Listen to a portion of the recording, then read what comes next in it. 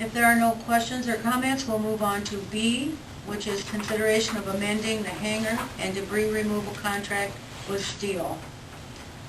Did we want them to speak to us, or did you want to? Sure. Well, why don't I begin by saying, in your packet tonight is a copy of the contract for the citywide cleanup, and to kind of aid you, and I hope you have an opportunity already to take a look over it. About a week and a half ago, Mr. Steele came to see me expressing some concern about the amount he had bid, using the estimates that were presented by FEMA, and you might see that that is actually referenced under 2.3 in the contract. So that's there for your consideration. What we have done in consideration of even this being an option was we asked the state and we asked FEMA how they dealt with these type of situations if in the fact the council was interested in the opportunity. We had to make some amendments to the activity going on by the monitoring process in order to collect certain new additional data for FEMA. Because the concern that Mr. Steele had was that the estimates were significantly off. And based upon that concern and the discussion we had with the state and FEMA, we started identifying any tree that was not, from that point on, we started identifying any tree that was not originally identified during the FEMA reviews in the right-of-way areas. The cemetery, of course, was already completed by this point, so there is not an opportunity to obtain any additional information in the cemetery area. So the only area where that data was able to be collected was in the right-of-way area. The instructions from FEMA is that as long as that new data was collected, and they put some limitations on so what you could not exceed as far as finances go. I will also point out to you that there's also concerns as far as from the auditor's perspective. Just because FEMA or the state is happy from a disaster point of view, we also have to keep in mind our concerns from the auditor's perspective, that one of the things, to be fair to the other bidders in the process, you need to be mindful to what the other additional bids were that were made by the additional bidders, because there could be questions about our violation of state code as far as a low-cost bidder in these type of projects as well. So you need to take that into consideration as you discuss this item. And with that said, I think I kind of prefaced it from my A couple of comments before we go on. Would it involve, let's say if we renegotiated or looked at it, would this increase much paperwork that the city has to go through with regard to FEMA and so on? There would be some change information that would have to be presented to both FEMA and to the state if you chose to change the grade amount rate. There also would be some additional work that would be associated with the audit as well. Because one of the first things the auditor is going to do is, this is just like any other project where you get state or federal grant money.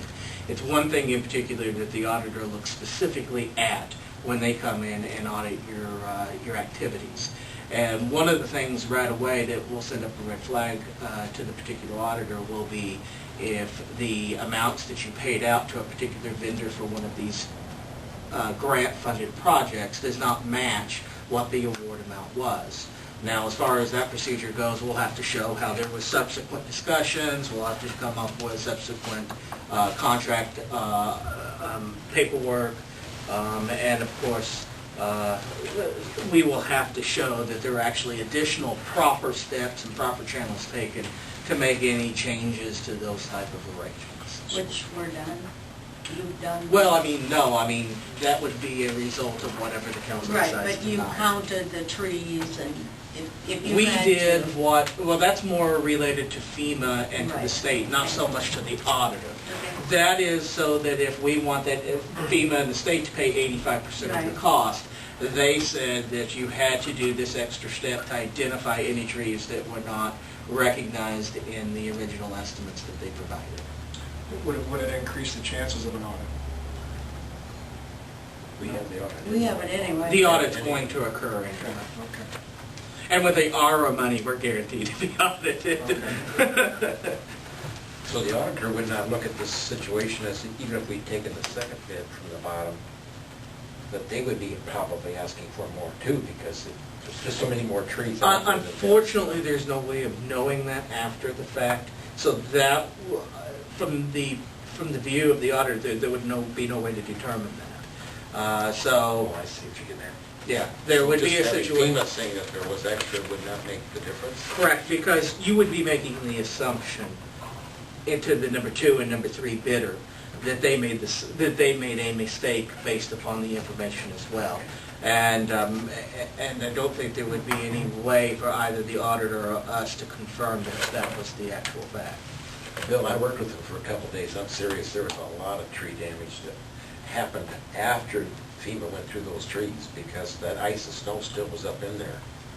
And Okay, was there, but there was a tour, wasn't there, that you went on with the contractors? Is that, could you? What we provided prior to bidding the project, of course, we provided copies of the proposed contracts. We provided the information from the estimates that were provided by FEMA, which they included a map. The map is very generic. And then on top of that, we also provided the opportunity that if they would like, we would do, and it ended up being about a 45-minute tour around the community. The focus of that tour was identifying the public locations, public property locations, the landfill location, and explaining in some short detail how the right-of-way locations would work. For instance, where there is a sidewalk, it would be to the edge of the sidewalk. Where there was not a sidewalk, that it would be limited to an 8-foot roll. And that's primarily what was covered. Most of these contractors, while it wasn't really discussed in the meetings, most of the contractors were familiar with the limitations from FEMA as far as limb size goes. They require a diameter of 2 inches or more, so they're typically usually pretty aware of that type of activity, and I don't think I ran into any that weren't aware of that type of arrangement. Okay, in the bidding process and so on, that all took place well after all the snow and ice are completely off? We Was opened tour the same bidding way? process in early to mid-March, from what I remember. And, yeah, so all the snow would have been gone. I think we actually awarded on April 12th, I think it was. So, I can speak up for these guys. I worked with them, like I said, a couple of days, and you don't realize how much damage there is in trees sometimes until he gets up in that bucket up in there and you can see into these trees, because at that time, I think that, like I said, that snow and that ice does damage. and our FEMA monitor Gary, even and you're right. Part of that is because of the foliage coming on now. Yeah. Right. I agree. Actually, Dean Lanning has been serving as our monitor for the last week, and he has some first-hand experience as far as the amount of trees that we have identified just in a 1-week period. Dean, would you like to speak to that at all? Well, I can't promise my wife I can sit back here and be quiet, but I guess my thought is that he's got a copy of it in his pocket, but everything that was in addition to what was marked on the map, FEMA would take a GPS and locate it, each tree. There's probably close to 70, 80 trees over the count of, like in one block. For example, the Catholic Church, I'm sure everybody knows about that. There's no trees on the north side of the Catholic Church, but they had 2 X's there. But you go on the other side of the road, there was 5 trees that had to have stuff taken out of. There was no markings on that right side of the road that there was any damage. So I think when people went through and did this, I think if FEMA went through, they were not doing a very accurate job of picking up on all the damage. You know, I don't want to get mixed up in the middle of all this, but, you know, these guys have done a pretty good job and they've moved pretty quick. I mean, in their defense.